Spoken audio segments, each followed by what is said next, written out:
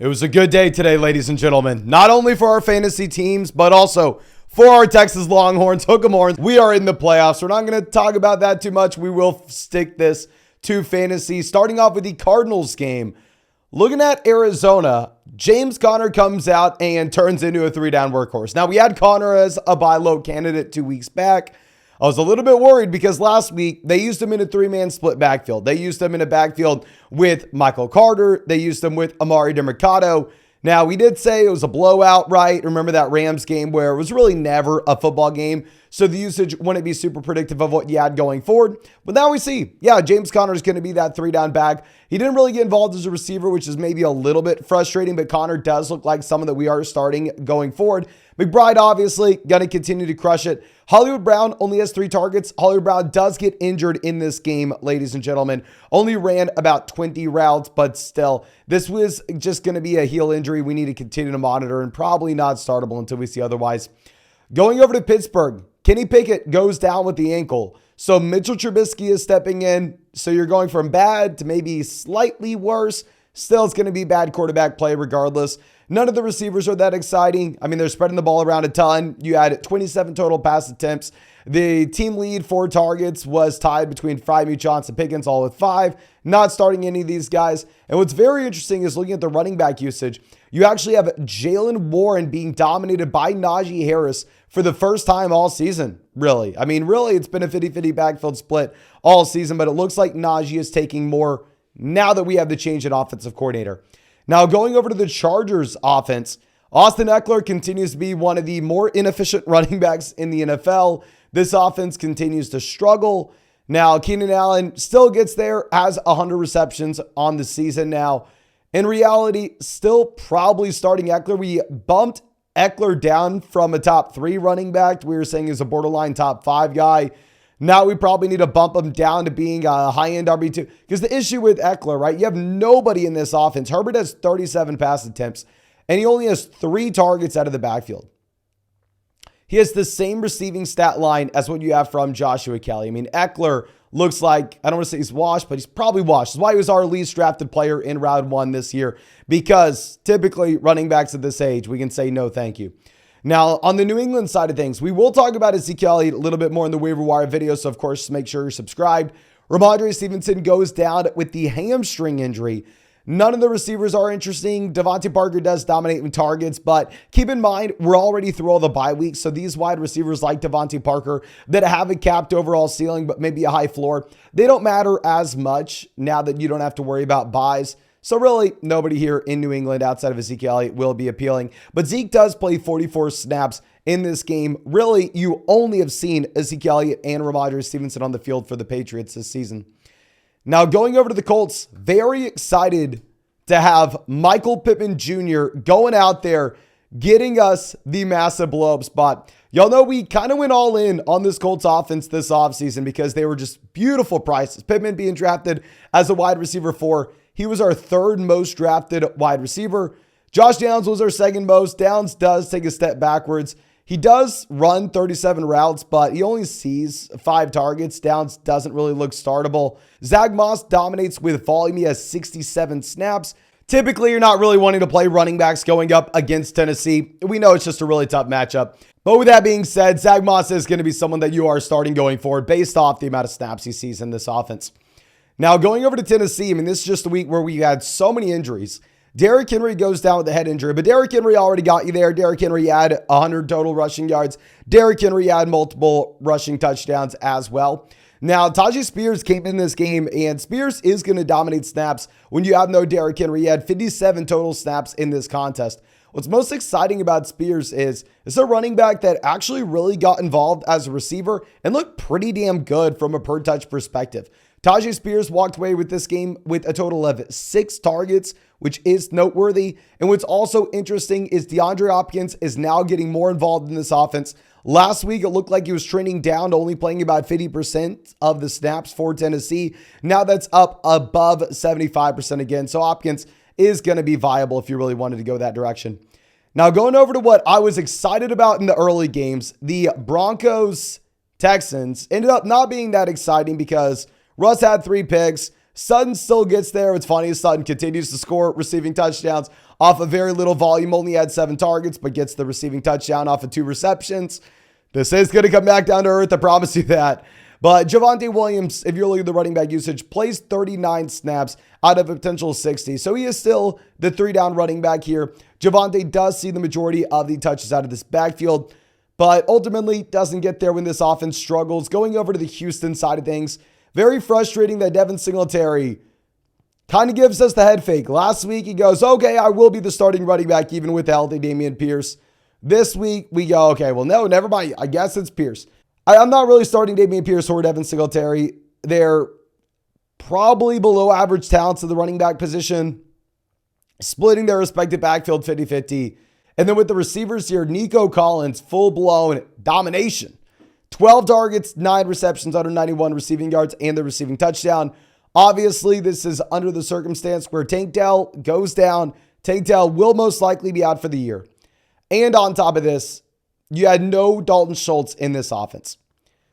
So going forward, if we're ranking Nico Collins under the assumption that CJ Stroud looks to be a top 10-ish quarterback in the NFL as a rookie, we probably have to go through. We probably have to rank Nico Collins as a borderline top 10 receiver. Now going over to the Detroit game, I mean, Detroit scored 3 touchdowns before the New Orleans Saints had 10 total yards. Somehow it ended up actually being a football game. What's interesting is if you're looking at the running back usage here for the Lions, David Montgomery does dominate, but that should be expected, right? The Lions were winning this game the entire time. St. Brown is fine with the receiving touchdown. Sam Laporta absolutely dominates with 140 receiving yards. Yes, so Sam Laporta still a borderline top 3 tight end rest of season. St. Brown still borderline top 5 wide receiver. Jahmyr Gibbs and David Montgomery are still going to be guys that you have to start every single week regardless of matchup. So not much changes in Detroit. Now, on the New Orleans side of things, Derek Carr gets injured yet again. Derek Carr's taking a beating this season. Looks like you're going to have Jameis stepping in. We know, based off what we saw earlier in the year, that Olave will be peppered with targets with Jameis Winston in here at quarterback. You do have 3 total rushing touchdowns. You have Kamara with the 8 targets, 2 rushing touchdowns. So obviously Kamara can be penciled in as that top 3 running back. Kamara is what you wanted Austin Eckler to be this season. Olave is going to be a must-start option. Taysom Hill, 13 carries in this game. So if you have no Shaheed, if you have no Michael Thomas, looks like they are going to rely on Taysom Hill just a bit more. Now going over to Atlanta, another pick'em that we took that was right there. Crazy how freaking close this was. Underdog had Bijan Robinson at 79.5 total yards. I took Bijan Robinson to have more than 70. He had 79 yards. We just needed 1 more yard, my man. We needed 1 more. It is brutal. But nonetheless, I mean, we are in a fine spot here with Bijan Robinson. If you look at the underlying usage, Tyler Algier is trending in the wrong direction. He is at a season low for his percentage of offensive snaps. I mean, Drake London, Kyle Pitts, both very tough matchups. But Pitts did have 8 targets. Really, Kyle Pitts still low end, tight end 1, high end tight end 2. Still someone you're not excited about. You're still not starting any receivers against the Jets. Bijan Robinson still taking over here at running back. Not much changes outside of us losing our underdog pick'em with Bijan. But tomorrow we are redeeming ourselves with these underdog pick'ems. We are going to be going through and taking the fewer than 57.5 receiving yards for Calvin Ridley in a game environment where the Jags will be able to just run the ball in the second half, and obviously Ridley being extremely volatile. And of course, if you wanted to check out any of those pick'ems over on Underdog, promo code FLOCK, 100% deposit match, plus our rest of season fantasy football rankings and tiers. And code FLOCK's also going to get you a Trevor Lawrence special pick'em more than less than half a total yard. You'll find that link in the comment section and description. But let's go over to the Jets offense. Nothing to really discuss. Garrett Wilson has 7 targets. Horrible offense. Horrible. Tyler Conklin actually leads the team with 9. Breece Hall still has 13 carries, 8 targets. So you still have to start Breece Hall despite this being one of the worst offenses in the NFL, assuming it's a PPR format. Garrett Wilson, I'm still going to be starting in a PPR league, but in a non-PPR format, that's where you would be looking to avoid these guys, considering touchdown upside matters a little bit more there.